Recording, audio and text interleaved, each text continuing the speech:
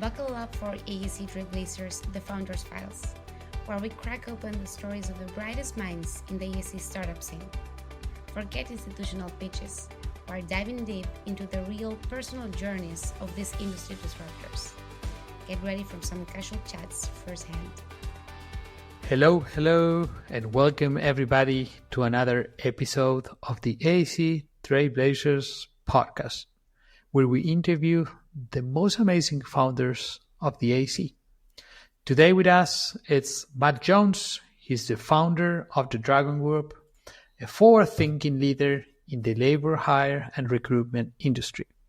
With a commitment to innovation, Matt has steered Dragon into a trailblazer for engaging the casual workforce through technology. Outside of work, he is a 100 breaker on the snooker table, a 10 handicap golfer. You can often find him on his mountain bike or on a track day at the Sydney's Eastern Creek Raceway. Matt, welcome to the show. Well, thank you so much for your intro and your kind words there, Valentine, even though I wrote them. Shh, don't tell everybody. That's a secret, man. It's the truth. It's the truth. The speakers work for me instead of me working for them. Just kidding. Did I miss anything from your bio, Matt? Anything you want to add? You can repeat that I'm a 100 breaker again if you like on the snooker table. or the 10 handicap golfer. It's also a good one. Yeah, it's a bit frustrating in the golf game. You know, you can practice and practice and practice, and then it just, it can, it's just gone. You know, you hit one good one and you think you've got it, and then the next one you're in the water and dropping out of bounds, and it's a double and a double and a double, and then that's it. Game over. It's frustrating because it's not like other sports, right? That you can, for example, riding a bike, you can train for it and you can get more in shape and be faster. And you know, it's like a linear equation. The more you train, the better you are. Golf, I don't feel it's that way. Like, it's like you can train a lot, but you might not be really good. And it's not something that because you're not in shape or anything like that. I don't know if you feel the same way. Oh, I think with on the golf course, you can't get aggressive with it. You can't force it. You've got to be relaxed and just let it go. But you know, once you hit a few bad ones and you're in the medal comp on a Saturday, and you know it's over by the time you get to the third, and you know the wind starts picking up, it's just like it's a long day, man.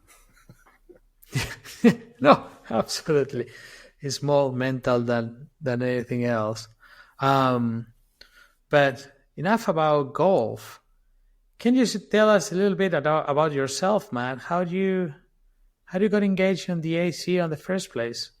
Something you've been always doing your whole life, or?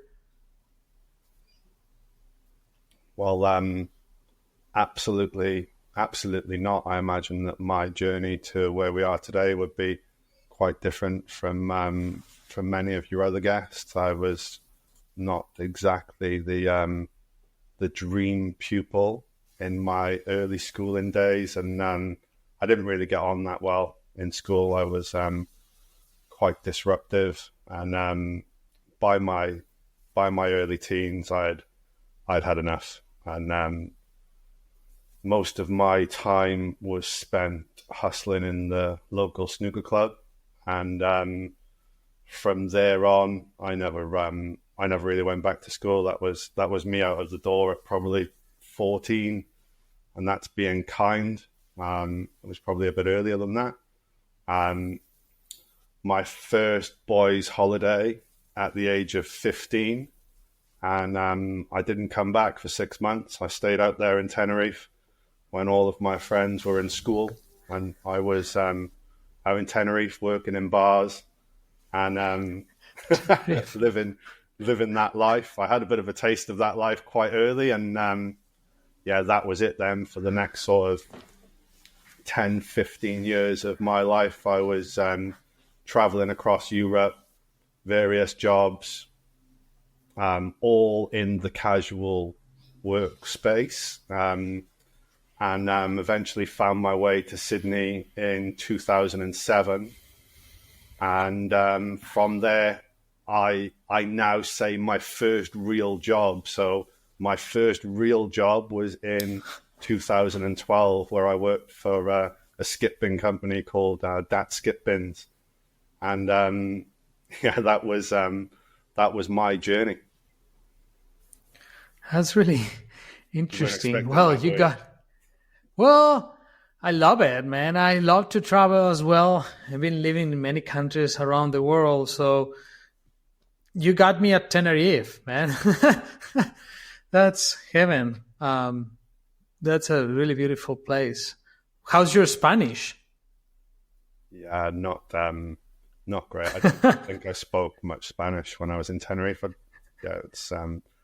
I was living the nightlife, and all I can remember that sticks with me is cinco siete, por favor. So every time you jump in a taxi, just 500 pesetas, and then that was hopefully what you were going to pay. Well, a beer or una cerveza, por favor, is another good one. I bet you knew that for sure. I don't think I ever went to any bars with any Spanish serving. Most of my time was spent on the strip at Playa, just having a blast, and whilst all of my friends were in school. Interesting.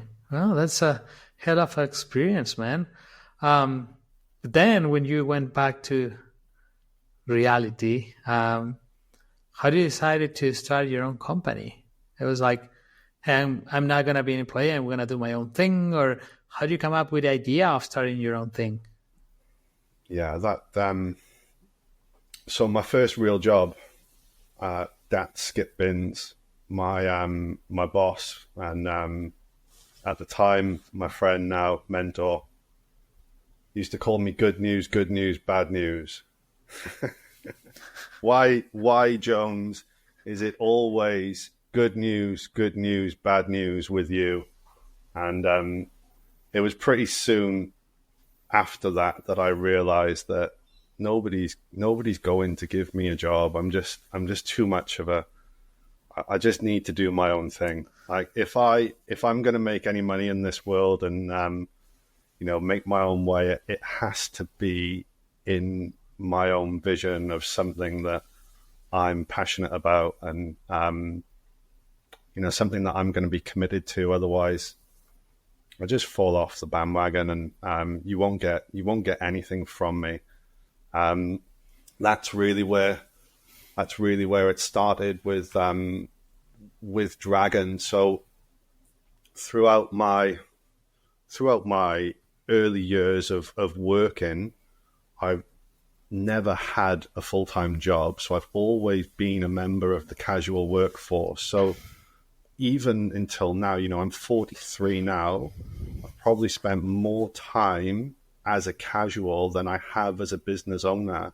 So I have a deep understanding of how it is to be casual, what it takes to be a casual, and the problems that the casual workforce have from day to day. And it shouldn't be like that, but I've worked in Australia for many years, and it wasn't until I had my first job that I realized that 10% of your wage goes towards superannuation. Well, I never got any of that.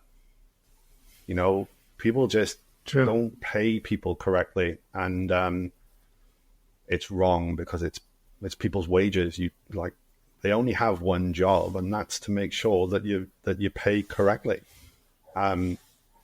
So in my job with DATS, I moved from the casual workforce to the permanent basis. But my job a part of my job was still to engage the casual workforce, but engage them through a labor hire company. So at that point in time, I now have experience as a casual, and I also have insight as a business of what it's like to engage the casuals through a labor hire company. So it seemed right that I should complete the third part of the puzzle, which is start a labor hire company. And that's really how Dragon came to be. And Dragon was always going to have a bit of a twist on it. And my twist was going to be that we're going to have an app. Dragon's going to be an app, and this app is going to be a labor hire app, and it's going to help people find jobs, and it's going to help builders and construction companies engage the casual workforce. So that was my early mission in 2015, and those days were, quite a long time ago. So that's pre-Uber and pre-app, and we didn't really have a lot of that going on right then in those times. And yeah, that was how it all started for Dragon. Really interesting. But how do you decide that you were gonna serve the construction industry? Because seasonal workers, or like, they're not only in the construction industry. You can just do restaurants or places in Tenerife, or like why do you decide like, hey, I'm just gonna work with this specific industry and not other industries? That was mainly due to my experience with DATS skip bins. So DATS provided skip bins to the construction industry. So I had 3 or 4 years experience of seeing the DATS business and making connections in that business, and seeing how that builders engage the casual workforce just by building networks in the industry. It was the logical step for me. I couldn't have gone anywhere else, as all of my knowledge was in the construction sector. It makes sense. And I do feel that construction workers is something that is not typically considered that much. Like, I feel the importance of the people who's going to do the job, sometimes it's just considered as bodies. Like, hey, I'm just going to get 100 workers. Who cares who these 100 workers are? And typically that's the case. And I think that's one of the major mistakes we have in our industry, because those are the guys who are going to perform the work, and the quality and the schedule will depend on them. But I don't know, what's your experience regarding that? Yeah, I think that non-compliance is something that's like throughout the industry, and mismanagement of the casual workforce it's pretty rife. I would say that Australia is getting slightly better with it, but even right now in New South Wales, you don't have to hold a license to be a labor hire company. So like, pretty much you can start one up, and you can put some workers on site, and then do what many have done before, is just run a non-compliant business, pay workers on ABNs, not charge the clients correctly, and then put all the profits in your pocket at the expense of the workforce. Why do you think that happens? I mean, if let's say I'm a worker, right? I'm a plumber. And do you think they're having a hard job getting a job, or like, hey, I'm only gonna get a job through an agency, or if I know certain like foreman or certain GC company or subcontractor, and you feel because it's just because of the reach or the difficulties they have to find a job that pays well enough, that they have to go through these type of agencies that sometimes are not fair with them? Yeah, I think it will always come down to price. So price is a multiple of compliance. The more compliant that you are, the more the price will affect that. And if builders are not so focused on compliance and they are very sensitive to price, then you will find workers who are probably getting exploited. And that's just the way that the way it works, especially in Sydney. We have lots of restrictions here for overseas workers, especially students. So students can only work 20 hours a week. And I don't know when the last time you checked, but Sydney's a pretty expensive place. So you are not surviving on 20 hours a week on a entry-level construction wage.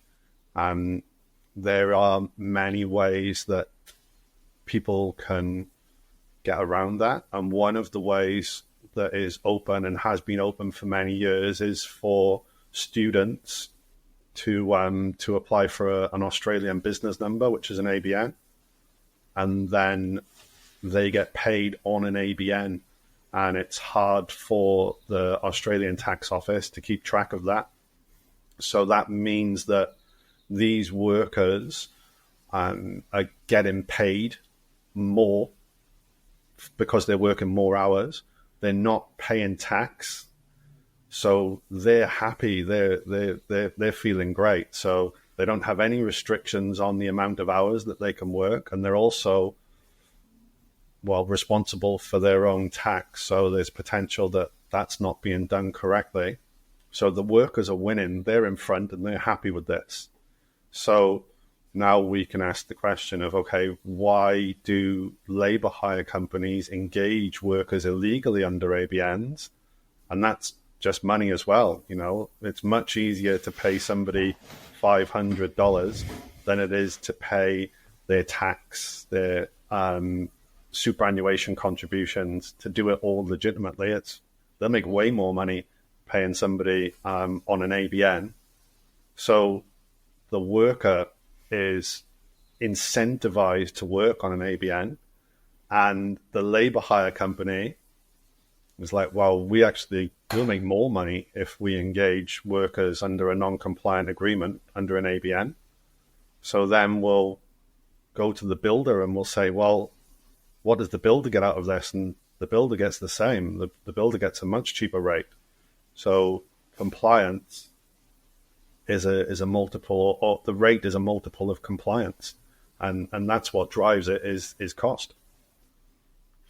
It's just insane. But you don't think that let's leave the cost aside, and you don't think the quality, because you're getting the students that are coming from overseas, or people who don't have they might be great people, but they might not have experience doing the job. You don't think that, but paying less, quality gets compromised? Oh, yeah, 100% the quality is compromised. And it's not just, there's many factors that decide the quality of worker. How long has this worker been on an Australian construction site? How long have they had a white card? What experience have they got? All of that goes out of the window when it comes to cost. If a builder is sensitive to price, they will always pick the lowest common denominator, and they will make it harder for themselves by doing that. But they're just if they're price focused and price sensitive, then it's easy for them just to say, oh, this guy was no good, send me another one. This guy was no good, send me another one. So you just constantly getting new people on your job and always having the same answer around doesn't speak very good English or whatever the excuse may be. But whilst they're so focused and sensitive to that price, then that's the type of worker that they're going to get delivered to their site.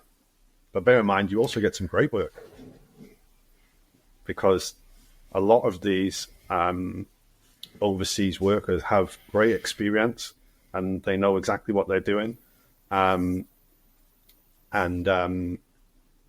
They're really incentivized to keep their job because they know that they're getting a great wage, they can work as many hours as they want, and they're responsible for their own taxable income. So the workers are incentivized to do a great job. That makes sense.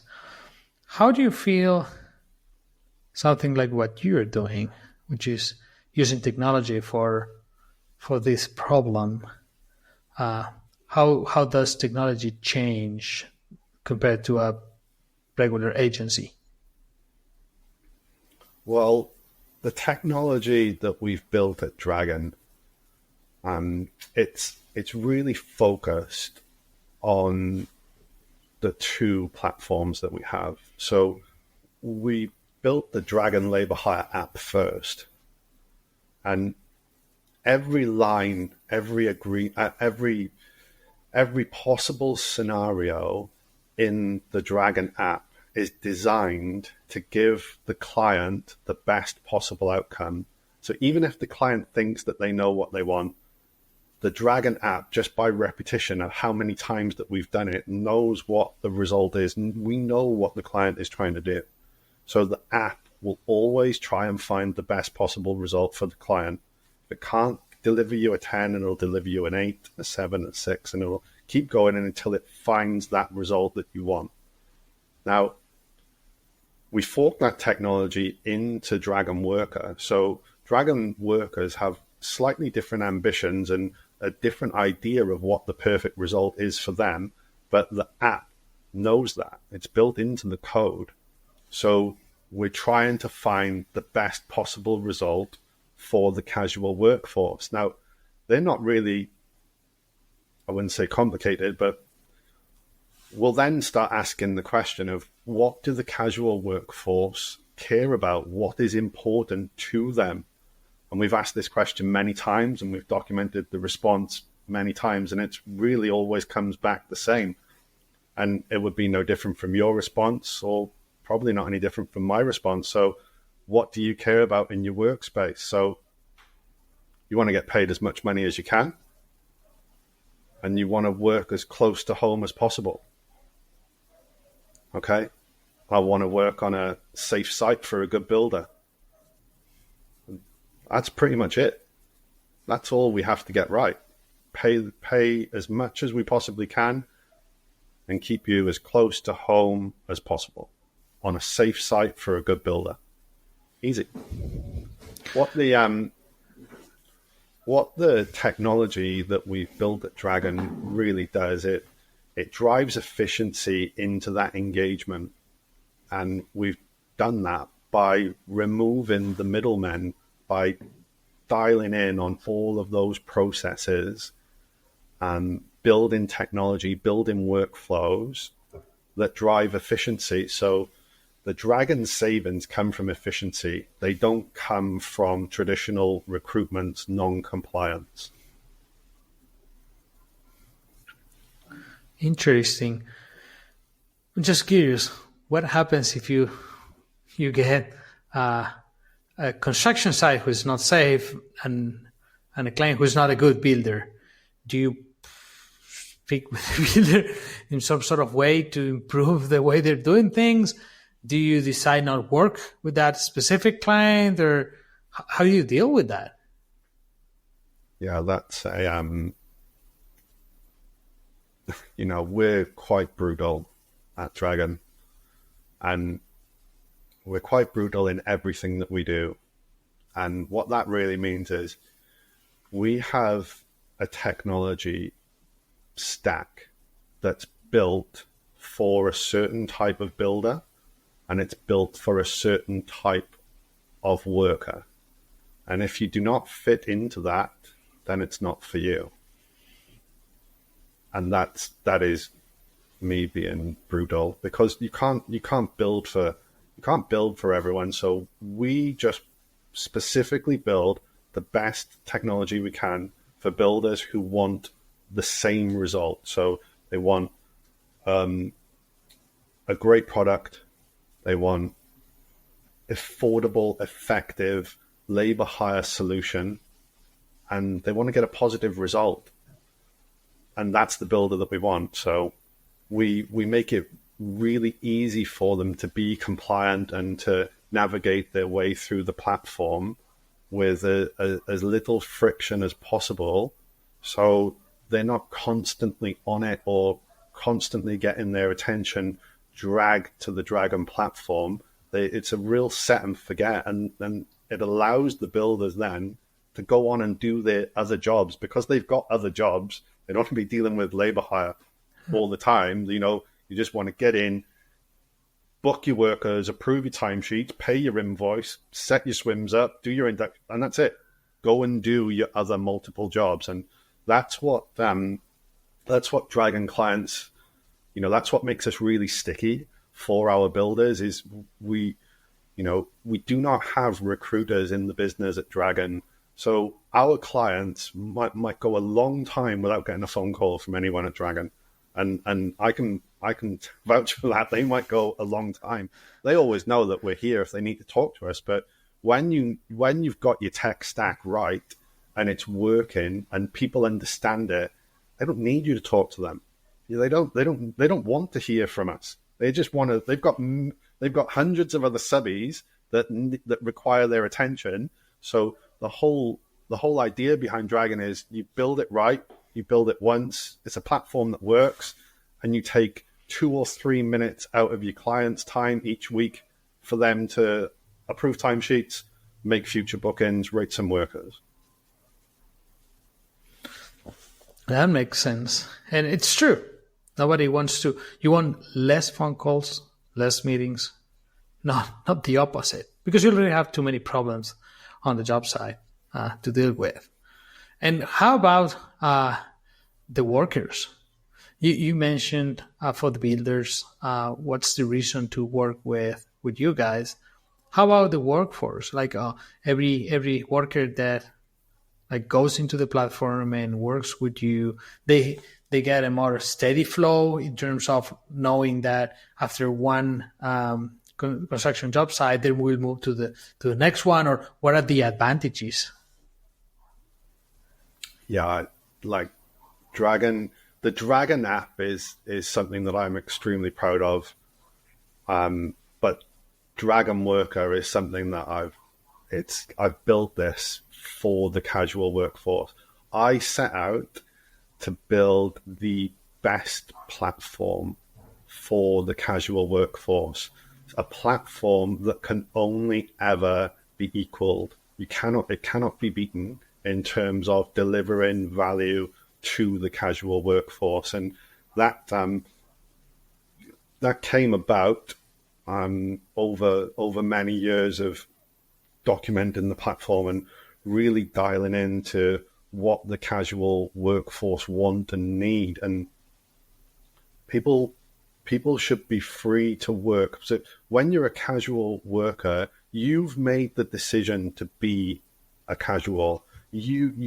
So you're confident in your ability to be able to go out and graft every day and be judged every day on the effort that you put in, knowing that some days, if you have an off day, you'll be replaced.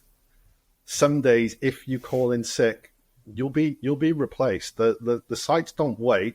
They'll get somebody else in there to fill the gap the following day. That's why that they engage the casual workforce. So as a casual, you need a bit of stability, but also you need to be incredibly brave to be a casual for any number of years, because at the end of every job, you're starting again. And everything you've learned on your previous job is non-repeatable. You go to a new site, you might have a new site manager, a new site team. They may not know you. They have nothing to gauge you off other than how you turned up for work that day and any kind words that the recruitment or labor hire company have said about you. So at Dragon, on the Dragon Worker app, Dragon workers get rated and site managers are incentivized to rate Dragon workers.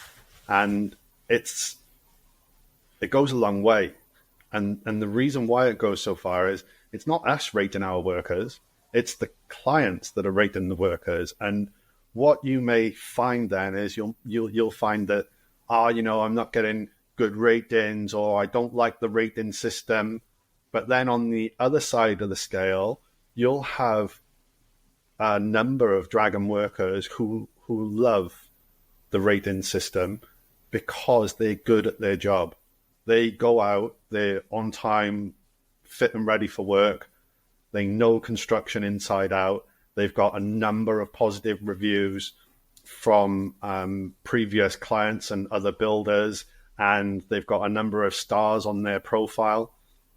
Something that we do at Dragon is we document how many days each worker has been on the platform. So we have some workers who've been on the platform nearly 800-900 days now. Nobody's crossed the 1,000 yet, but 800-900 days with 30 plus ratings. So these are the workers that have been in the system for a while, and the system looks to find them for bookings that come up, because Dragon clients have the ability to add a worker to a favorites or exclude workers that weren't a good fit.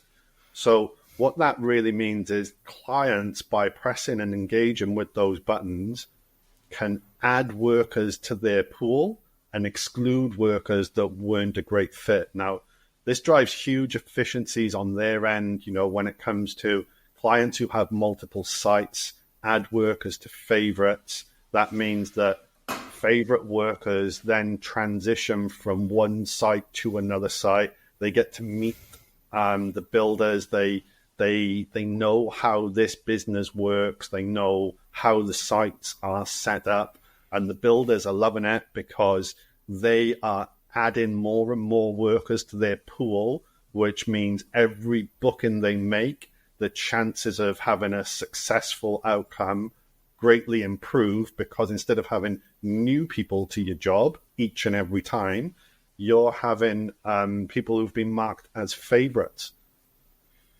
Oh, it makes sense. You prioritize based on the match between the worker and the builder. That makes total sense, and I bet that improves efficiency. But I'm also curious. I feel that with not only casual workers, I feel the construction workforce in general, first of all, a lot of young people, they don't want to go to a site. They don't want to study to be a plumber or to be a carpenter, or they don't want to do it. And the amount of people who are studying these kind of or learning how to do these kind of things is decreasing.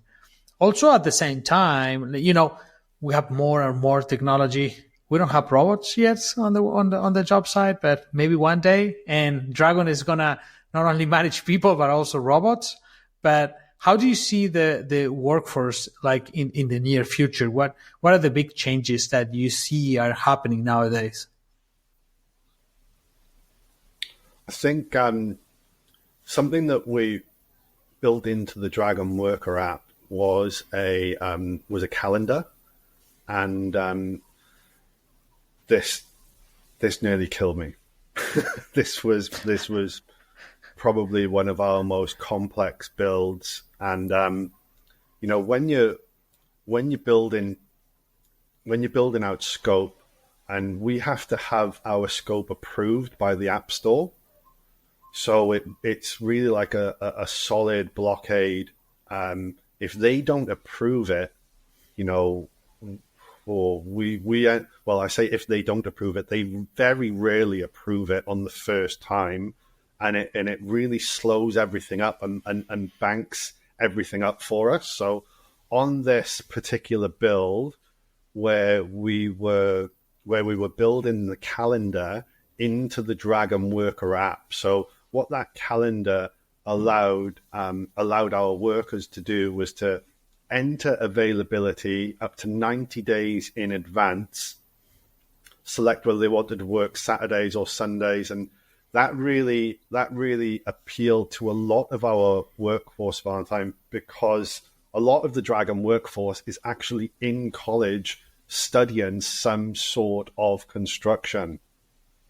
So what that really does for the guys who are studying, instead of them having to find a new job every week, because on Tuesdays and Thursdays they're not available, they can simply add their availability as Monday, Wednesday, Friday in their calendar, knowing that Dragon will try and find them work every Monday, Wednesday, and Friday. And then once a bit of a routine builds there, then you may even find that certain sites or certain builders add these boys to favorites and then book them out weeks in advance. So these workers know every Monday, Wednesday, Friday, they either go to site A or site B. And that's a massive help. Imagine if you're in uni studying and you know that you have 3 days of work every week for the next month, but you don't just have it with a company that you've got to battle for your pay and fight with your timesheets, and you've got to do additional work when you're outside of work. At Dragon Work, you don't have to do anything. All you have to do is add your days in your calendar and check in the morning, and your pay slips on the Tuesday, money's in the bank each and every Thursday. But going back to the build, the easiest thing or what it really reminds me of is at the circus when you have all of the plates spinning and it just seems inevitable that they're all going to come crashing down. That was what it was like for us building the Dragon Worker calendar. It was an extremely complex build, and every time we got to a certain point, we realized we needed some more supporting infrastructure to build in around it to make it work.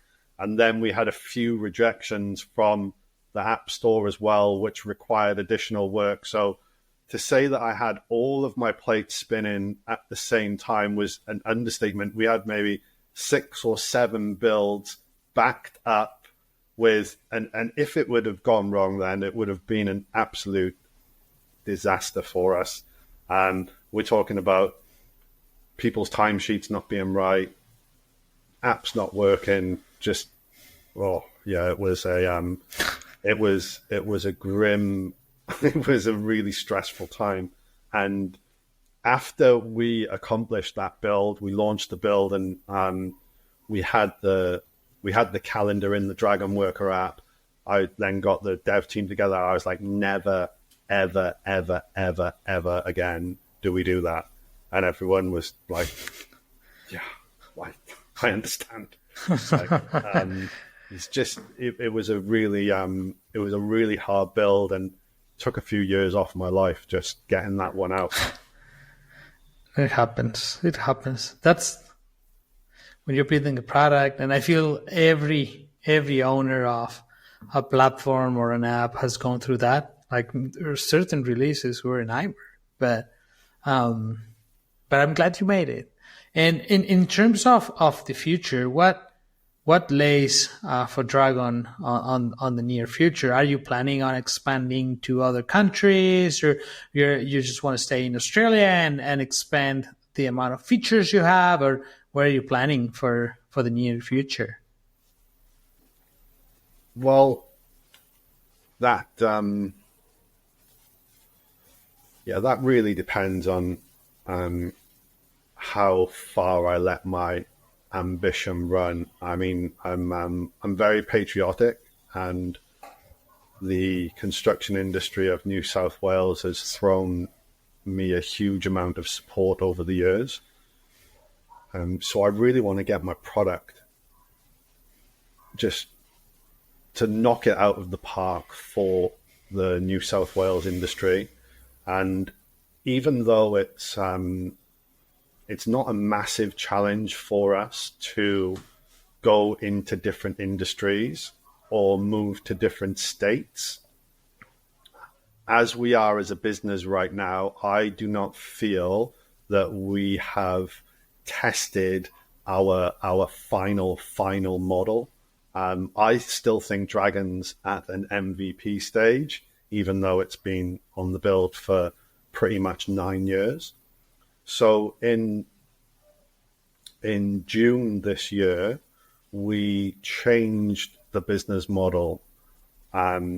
So traditional labor hire recruitment, they work off the worker's wage plus the worker's on cost, and then add margin to that to charge to the clients.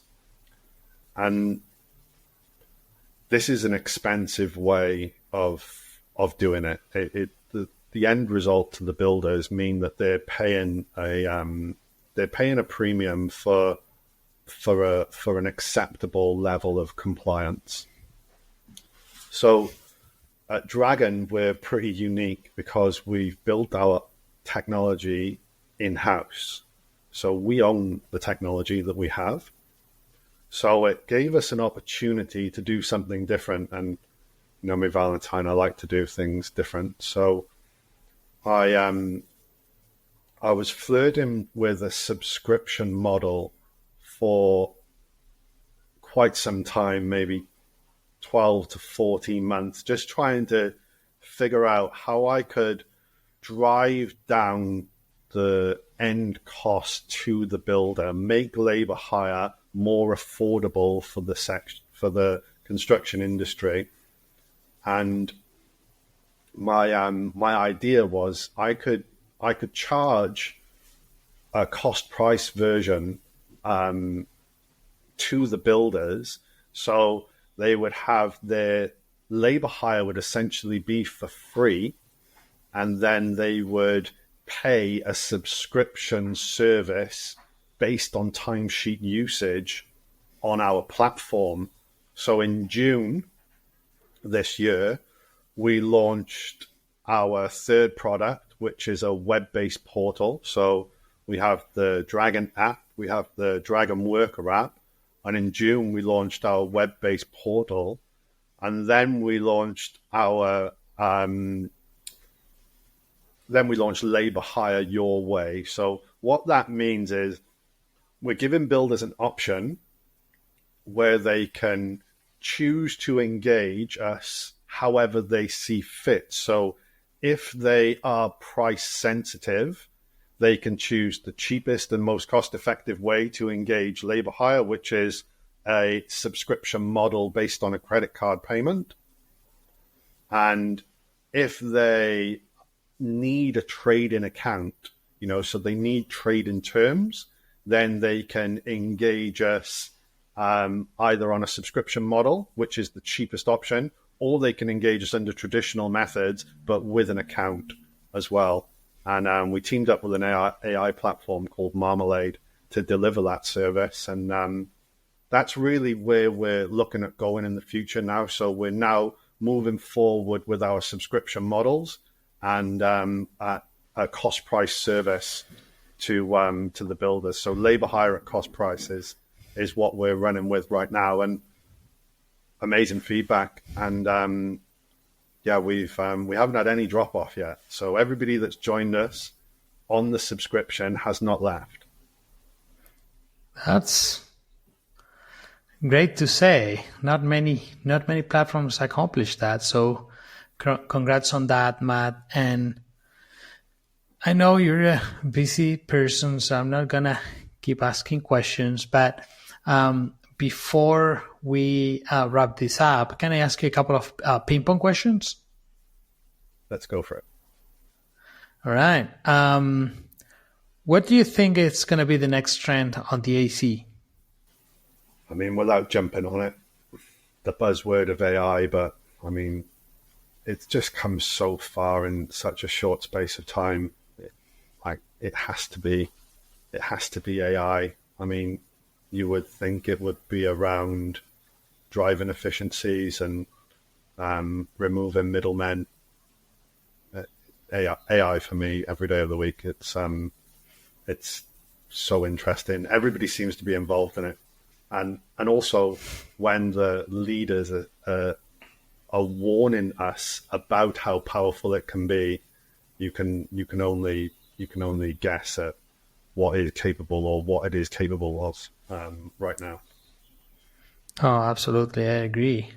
And then, if you could collaborate with any person in history, which person would you choose? only one for me, a man by the name of Richard Hart. Shout out to the Hexicans. And if you don't follow him on Twitter, richardhart.win, and go and check out hex.com. Interesting. I will. And then finally, what's your favorite building in the world? Have you ever visited? Sydney Harbour Bridge. Easy. Of course. You're Australian. You're from Sydney. That's no, but true. It's a marvelous building. Not only because you're Australian, but I've never climbed it though. I'm happy to drive it. I've walked it and I've looked at it many times, but yeah, going up there is not for me. Cool building. All right. And before we say goodbye to each other, can you tell everybody where they can know more about Dragon, or where they can contact you? Yeah, our website, www.thedragongroup.com.au. And you can find us. Also check out my LinkedIn at Matt Jones. And any questions, book a demo, have a look at what we do. And we're here to help drive efficiency into the engagement of the casual workforce. So come join. All right. Thanks so much for sharing what you're doing. I love it. And I think it's a huge need in our industry that sometimes it's not even considered. So appreciate so much this time, and I hope to learn more about Dragon in the future. Thank you much, Valentine. I've really enjoyed our conversation. All right. Have a great day. Okay? Thank you. Okay. Bye-bye. Thanks to our listeners. If you like this content, you can find past and upcoming episodes in ascworks.everse.com and at all of our Everse social media. We'd love to hear from you and recommendations for new content, so leave us a DM and we'll make sure to catch it.